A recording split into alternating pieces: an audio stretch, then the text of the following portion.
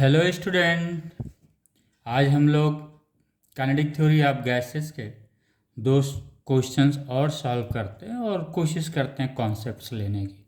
एक बेटा जो यहाँ पे डिफरेंशिएशन जो मैथ का आता है वो थोड़ा सा बहुत इजी डिफरेंशिएशन है, उसी पे वो क्वेश्चन बेस रहता है। उससे पहले भी हम लोगों ने एक क्वेश्चन लगाया था इस तरह का, जहाँ पे हम लोगों ने डिफरेंशिएशन किया था।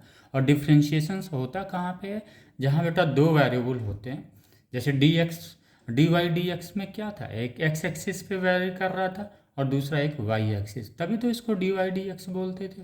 यानी टू वेरिएबल होना चाहिए। इसी तरह से जब हम थर्मोडाइनमिक्स पैरामीटर्स लेते हैं बेटा, तो हमारे पास कितने होते हैं, फोर वेरिएबल्स होते हैं। ओके, तो पी वी टी और क्या होता है, इंटरनल एनर्जी। तो इस तरह से जब हम थर्मोडाइनमिक्स पैरामीटर्स को देखते हैं या स्टेट्स को देखते हैं, तो यहाँ पे क्या होता है, चार वेरिएबल्स होते हैं, pressures, volume, temperature and internal energy of the gases. यहाँ पे क्या बेटा हम लोग पढ़ रहे हैं, यहाँ पे हम लोग काइनेटिक थ्योरी ऑफ गैसेस में वेरिएबल कितना हम लोग पढ़ रहे थे बेटा, थ्री वेरिएबल्स पढ़ रहे थे, प्रेशर, वॉल्यूम एंड टेम्परेचर। आइए इस क्वेश्चन को भी हम लोग देखते हैं। इन्होंने क्या दिया है बेटा, इक्वेशन दिया है, an ideal gas is expanding such that Pt equal to constant, the coefficient of volume expansion each, ये इन्होंने पूछा हुआ है। अब बेटा इस क्वेश्चन को क्वेश्चन तो दो लाइन का है, इसकी एनालिसिस लेकिन बनती है। क्वेश्चंस के एनालिसिस करने से ये हमको एडवांटेज मिलता है कि आगे इस पैटर्न के जो क्वेश्चंस आते हैं हम लोग बड़े इजीली वे से इसको सॉल्व कर लेते हैं। अब देखिए बेटा इन्होंने क्या बोला, N ideal gas is expanding. इसका मतलब एक्सपांडिंग का मतलब होता है वॉल्यूम का बढ़ना। सपोज ये कोई वेसल्स है बेटा, कोई वेसल्स है, ये इनिशियल वॉल्यूम यहाँ पे है वी आई, वी आई। अब ये बेटा क्या है, P T equal to constant, यहाँ पे इन्होंने एक इक्वेशंस दे दिया। ये कोई इक्वेशंस है नहीं, लेकिन क्वेश्चन में इन्होंने एक नया रिलेशंस दे दिया, constant, P T equal to constant. इसका मतलब ये क्या शो कर रहा है, pressure is inversely proportional to the temperature. यानी कह रहा है अगर टेम्परेचर बढ़ेगा तो प्रेशर घटेगा।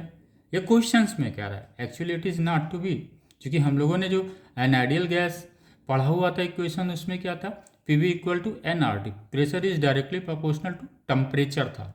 किसमें बेटा, एन आइडियल गैस इक्वेशंस में। लेकिन यहाँ पे तो एकदम उल्टा दे दिया। ठीक है, हमें क्वेश्चंस है, हमें सॉल्व करना, तो बहुत अधिक माथापच्ची नहीं करना। इन्होंने बोला चलो भाई ये वॉल्यूम, पहले इनिशियली गैस का वॉल्यूम कितना था, वी आई था, एक्सपांड करके वो कितना आया, वी एफ आया।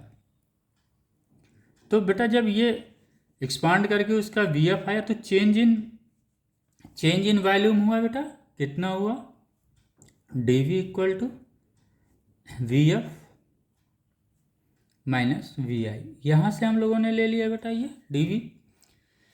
ठीक है, क्या कह रहा है, the coefficient of volume expansion, हम लोगों ने ये पढ़ा था बेटा, D V equal to coefficient of volume expansion, volume of the gas, change in temperature, यही हम लोगों ने पढ़ा था। इसको हम लोग इधर लाते हैं बेटा, तो गामा इक्वल टू क्या हो जाएगा, कोफिशियंट ऑफ वॉल्यूम एक्सपेंशन क्या हो जाएगा बेटा, D V V D T. यही ना पूछ रहा है, यही पूछ रहा है, the coefficient of volume expansion is, इसका मतलब हमें ये लाना है बेटा। यानी यहाँ पे कहीं प्रेशर्स है, नहीं है, तो हम लोग फिर इक्वेशंस को पिक करें, बिल्कुल पिक करते हैं। तो ये हो गया पी टी कांस्टेंट हो गया, कोई कांस्टेंट हमने बेटा के मान लिया। ओके, अब हमको पता है पी फॉर 1 मोल गैस ले लेते हैं। ऐसे सवाल में क्वेश्चंस में आप इमेजिन कर सकते हैं for 1 mole, okay, for 1 mole gas. तो इक्वेशंस, आइडियल गैस इक्वेशंस क्या था बेटा, P V equal to R T, good. Then P क्या हो जाएगा बेटा, आर टी अपॉन वी।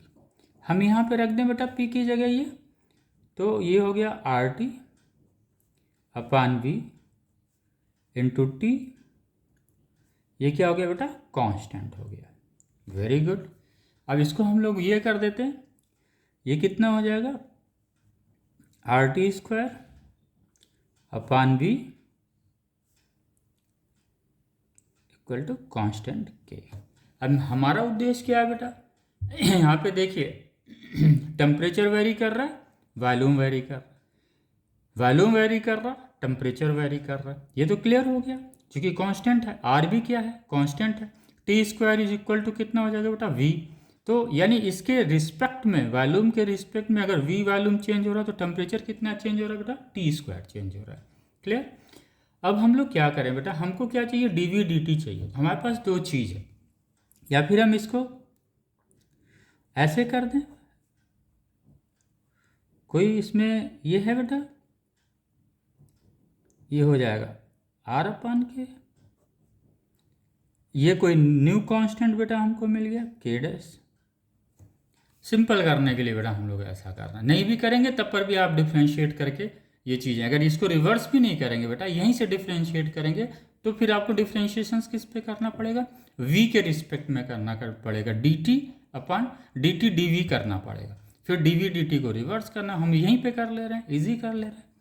आइए बेटा, हम लोगों ने एक चीज़ पढ़ा हुआ था डिफ्रेंशिएशंस में, ये सपोज dx है, ये x और y दो वेरिएबल है, x और y टू वेरिएबल्स हैं, इसको जो है x के रिस्पेक्ट में डिफ्रेंशिएट करना। तो हम लोग कैसे करते थे, एक वेरिएबल को ये लाते थे, दूसरे वेरिएबल का करते थे प्लस, दूसरे वेरिएबल को बाहर, फर्स्ट वेरिएबल को करते थे बेटा, यही ना था डिफ्रेंशिएशन। ओके, इसकी वैल्यू फिर कितनी आ जाती थी बेटा, x dy dx।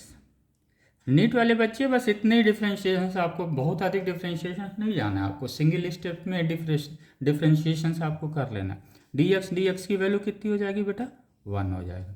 हम लोगों को पता है बेटा किसी भी कांस्टेंट का डिफ्रेंशिएशन क्या होता है, 0 होता है। ये चीज़ अप्लाई करते हैं यहाँ पे हम लोग। ये कितना हुआ बेटा, v t to the power -2 k dash. Okay, clear हुआ। आइए इसको कर दें बेटा हम लोग dv dt। ओके, इसी तरह से करें, टू वेरिएबल है 1 और 2, द वे x और y था ऐसे यहाँ पे v और t है, कर देते हैं dt minus dt, clear, plus ये ऐसे ही आ जाएगा बेटा, ये हो गया dv dt। कांस्टेंट का डिफरेंशिएशन बेटा कितना हो गया, 0 हो गया। ओके, अब हम लोगों ने ये पढ़ा हुआ था बेटा, माइनस अगर n है, इसका डिफरेंशिएशन करना है x के रिस्पेक्ट में, तो कितना था बेटा, -n x -n -1। ओके, इसको हम लोग डिफरेंशिएट करें फिर ये इसी तरह से, तो ये हो गया बेटा v -2t -3, यही हुआ, बिल्कुल हुआ। ये हो गया आपका plus t -2 dv dt equal to constant का डिफरेंशिएशन 0 आया था, वो हमने 0 कर दिया। ओपन करते हैं इसको बेटा, ये कितना हो जाएगा, -2t -3 इंटू वी, ये इधर का आया, कितना हो गया, minus this one dv dt। ठीक है बेटा, हमको क्या चाहिए, dv dt चाहिए, इसी के लिए तो हम लोग एक्सरसाइज कर रहे हैं। तो dv dt को हम लोग इधर ले लेते हैं, dv dt, ये बेटा t टू द पावर -2 है, तो यहाँ पे नीचे आ जाएगा, तो कितना हो जाएगा, t² हो जाएगा। वेरी गुड, ये हो जाएगा बेटा 2 -3 है, इसको नीचे लाते हैं, डिनोमिनेटर में लाते हैं, इंटू वाई। क्लियर हो गया। तो हमको क्या लाना था बेटा, कोफिशिएंट ऑफ वॉल्यूम एक्सपेंशन लाना था, जिसकी वैल्यू ये है। तो हमारे पास dv dt तो है, अगर v आ जाए तो हम लोग निकाल लेते हैं, बिल्कुल निकाल लेते हैं बेटा। तो ये आ गया आपका, इधर कर लेते हैं हम लोग दिस वन। तो ये आ गया बेटा आपके पास, इस v को इधर ले आते हैं और टी स्क्वायर को इधर ले जाते हैं, तो ये हो गया D V V D T बेटा। ये हो गया आपका 2t² अपॉन टी क्यू बेटा, यही हुआ ना। ये कट के कितना आ जाएगा बेटा 2/t। बहुत इजी सवाल है बेटा, बस डिफ्रेंशिएशन से आप लोग को दे, इस तरह के सवाल नीट में भी आ सकते हैं बेटा। ये तो इतना टाइम इसलिए मैं ले रहा हूँ, आपको समझा रहा हूँ कैसे आता है, यानी दिस वन।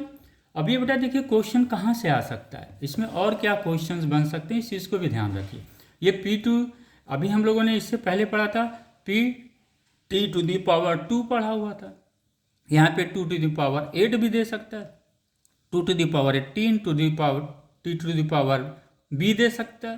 तो कॉन्सेप्ट हमारा यही रहना चाहिए कि यहाँ पे 2 वेरिएबल है, और जब भी कभी फिजिक्स में 2 वेरिएबल मिले और आपको सवाल पूछता है तो 2 वेरिएबल का मतलब हुआ बेटा आपको क्या करना, डिफ्रेंशिएशंस करना। इसका मतलब दिस वन इज क्लियर। डिफ्रेंशिएशंस का यहाँ पे एक सिंपल आप कहीं नोट कर लीजिएगा अपने रिकॉर्ड में कि इस तरह के डिफ्रेंशिएशंस, अगर 2 वेरिएबल्स हैं और इनके डिफ्रेंशिएशंस हैं तो ये इसका पैटर्न होता है डिफ्रेंशिएट करने का। Note it somewhere, it means this option is correct 2/t। Okay बेटा, आइए एक क्वेश्चन और हम लोग पिक करते हैं। आज का वही लास्ट क्वेश्चन है, इसको हम लोग लगाते हैं। क्वेश्चन लगाने का मतलब बेटा अप्रोच को समझना। आइए हम लोग शुरू करते हैं बेटा। कह रहा है एक gas is filled in a vessels at 27 degree cent. इन्होंने क्या बोला, कोई वेसल्स है उसमें एक गैस फिलअप किया जा रहा है, एक गैस फिलअप किया जा रहा है कितने टेम्परेचर पे, ये मान लीजिए T1 है 27 डिग्री सेल्सियस पे। हमेशा जब भी टेम्परेचर आएगा बेटा हम लोग इसको किसको में लिखेंगे, केल्विन में लिखेंगे। ओके, तो ये कितना हो गया 300 डिग्री केल्विन, ये T1 दिया हुआ है। इस टेम्परेचर पे गैस को फिलअप किया इन्होंने। चलिए फिलअप हो गया, ये गैस क्या हुआ, फिलअप हो गया।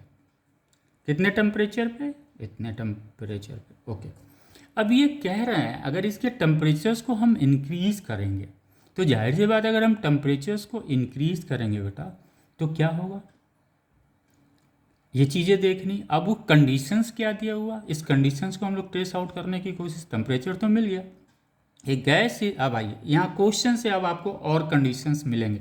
देखिए बेटा क्वेश्चंस लगाते वक्त फिजिक्स में सिर्फ आपको ये देखना, लिंक देखना है, जो क्वेश्चंस कह रहा उसका मीन्स क्या है, क्या स्टेटमेंट है जो हमने थ्योरी पढ़ा हुआ था या जो हम लोगों ने 12 पॉइंट की समरी बनाया था उससे हमारा को रिलेट हो रहा है क्वेश्चन। ये चीज़ें बड़ा मायने रखती है। तो आइए हम लोग आते हैं, to what temperature should it be heated in order that 1/3 of the gas may escape out. अब ये कह रहे हैं अगर इसका इनिशियल बेटा नंबर्स ऑफ मोल्स कितना है, N1 है। क्या है, numbers of moles initial at 27 degree centigrade पे नंबर्स ऑफ मोल्स क्या है, इनिशियल ये है।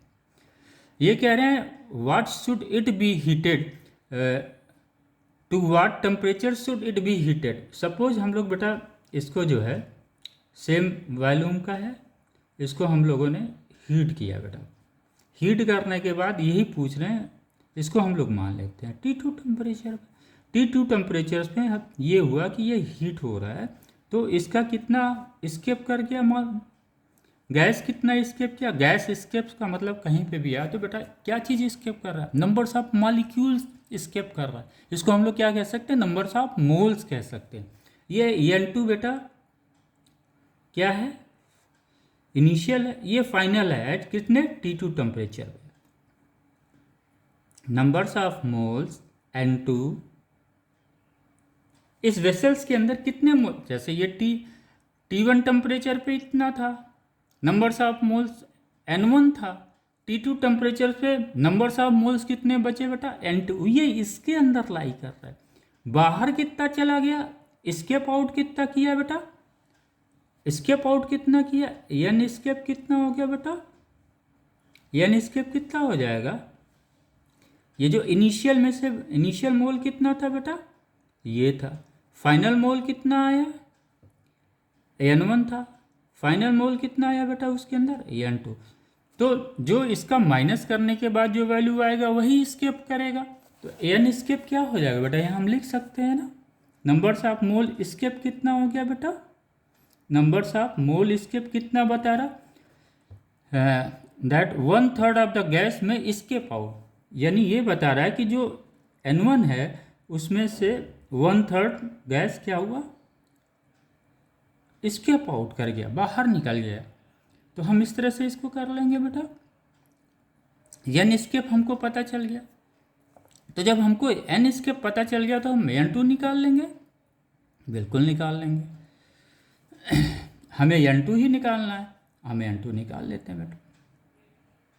N2 क्या हो जाएगा,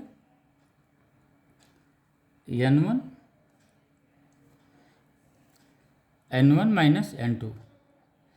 स्केप कितना हुआ बेटा, N1 में से N2 हो गया। N2 कितना हो जाएगा बेटा, N1 इनिशियल था,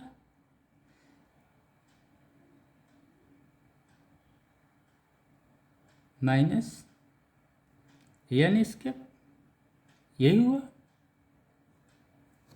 बिल्कुल ऐसे ही करना है ना बेटा, सिंपल मैथमेटिक्स है, इसको समझ लीजिए। ये क्या कह रहा है, N escape N1 minus N2, minus N2 कितना हो जाएगा बेटा, N escape minus N1, N2 कितना हो जाएगा बेटा, N1 माइनस N स्केप। यही है ना, यही है चीज़ हम लोग कर रहे हैं। तो यहाँ पे हम लोग लिख दें बेटा वैल्यू।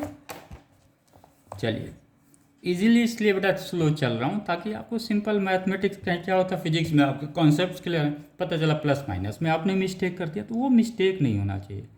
N2 कितना हो गया बेटा, N1 था ये, स्केप कितना किया, 1/3 स्केप किया, बचा कितना बेटा, 2/3 N1।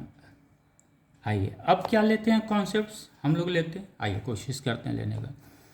To what temperature should it be heated in order that 1/3 of the gas may escape out of the vessels. अब ये बेटा बहुत कुछ यहाँ पे बोल रहा है। गैस का स्केप आउट होने का मतलब क्या हुआ, वेसल्स ओपन होगा। अगर वेसल्स ओपन होगा तो गैस किसके कांटेक्ट में होगा बेटा, एटमॉस्फेयर के कांटेक्ट में होगा। इसका मतलब जो एटमॉस्फेरिक प्रेशर्स होगा वही प्रेशर्स किसका होगा बेटा, गैस का होगा। यही की पॉइंट है बेटा। जब भी कभी मॉलिक्यूल्स स्केप करें वेसल से, इसका मतलब आप मान के चलिए जो गैस का प्रेशर्स है वो क्या कह रहा है, ये कह रहा है कांस्टेंट होगा, बिल्कुल कांस्टेंट होगा। किसके बराबर होगा, एटमॉस्फेरिक प्रेशर्स के बराबर होगा। ओके बेटा, ये चीज़ की पॉइंट है बेटा, इसको जरूर ध्यान में रखिएगा। जब भी कोई भी वेसल्स या कोई गैस एटमॉस्फेयर के कांटेक्ट में है तो ये मान लिया जाता है कि उस गैस का जो प्रेशर्स होगा वो एटमॉस्फेरिक प्रेशर्स के बराबर होगा। इसका मतलब स्केप आउट जब भी क्वेश्चन आए, इसका मतलब गैस किसके कांटेक्ट में बेटा, एटमॉस्फेयर के कांटेक्ट में। यानी वेसल्स के वाल के कांटेक्ट में तो था, लेकिन जब स्केप हो रहा, स्केप होने मतलब कहीं ना कहीं वेसल्स ओपन है, कहीं ना कहीं होल है, यहीं से गैस बाहर जा रहा है। क्लियर हो गया बेटा, अब तो सिंपल हो गया। आपको पता है P कांस्टेंट है, चूंकि वेसल सेम है तो V भी क्या हो जाएगा बेटा, कांस्टेंट हो गया। अब इसमें कुछ बचा आपके लिए, कुछ भी नहीं सर बचा, ये तो सिंपल, चूंकि आइडियल गैस का इक्वेशंस आ गया तो हमको पता था PV इक्वल टू कितना बेटा, N1 है पहले स्टेज में, R T1 है टेम्परेचर, दूसरे स्टेज में भी P वही रहेगा, V भी वही रहेगा। नंबर्स ऑफ मोल्स कितने बचे, N2 बचे, RT2 हो गया। Very good. अब ये इसको डिवाइड कर देते हैं बेटा, तो ये कितना आ जाएगा, 1 N1 N2 T1 T2, ये हो गया बेटा क्लियर। Very good. हमें चाहिए क्या, T2 चाहिए। चलिए T2 चाहिए तो हम T2 को इधर ले लेते हैं बेटा। ये T2 हो गया बेटा, N1 N2 into T1। Value रखते हैं बेटा, N1 की वैल्यू N1 ही है, रख दिया N1। N2 कितना निकला था बेटा हम लोगों का, ये 2/3 N1 निकला था इंटू T1 बेटा। ठीक, N1 से N1 कट गया, ये कितना बचा बेटा, ये कितना बचा, ये बेटा T2 इक्वल टू कितना हो जाएगा बेटा, 3/2 T1, यही ना आया। T1 की वैल्यू कितनी है बेटा, 3/2, T1 कितना है 300, रख दिया 300 केल्विन। ये कितना आ गया बेटा, ये आ गया आपका T2 450 केल्विन। यही अप्रोच होता है क्वेश्चंस का। यहाँ पे हम लोगों ने बेटा की पॉइंट क्या समझा, T2 कितना आया 450 डिग्री केल्विन आया। ये इस क्वेश्चन से बेटा एक चीज़ जो हम लोगों को मिला, जब भी कभी ओपन गैस लीक करे, इसका मतलब जो गैस मॉलिक्यूल्स है, जो गैस है वेसल्स के अंदर, वो क्या है, एटमॉस्फेयर के कांटेक्ट में है। तो अगर कोई भी गैस एटमॉस्फेयर के कांटेक्ट में है, इसका मतलब उस गैस का प्रेशर और एटमॉस्फेरिक प्रेशर्स क्या होगा, सेम होगा, इसलिए यहाँ पे प्रेशर कांस्टेंट। चूंकि वेसल्स बेटा चेंज नहीं हो रहा है, तो गैस चाहे 10 मॉलिक्यूल्स का जो वॉल्यूम होगा वही 1 मॉलिक्यूल्स का होगा। क्लियर हो गया।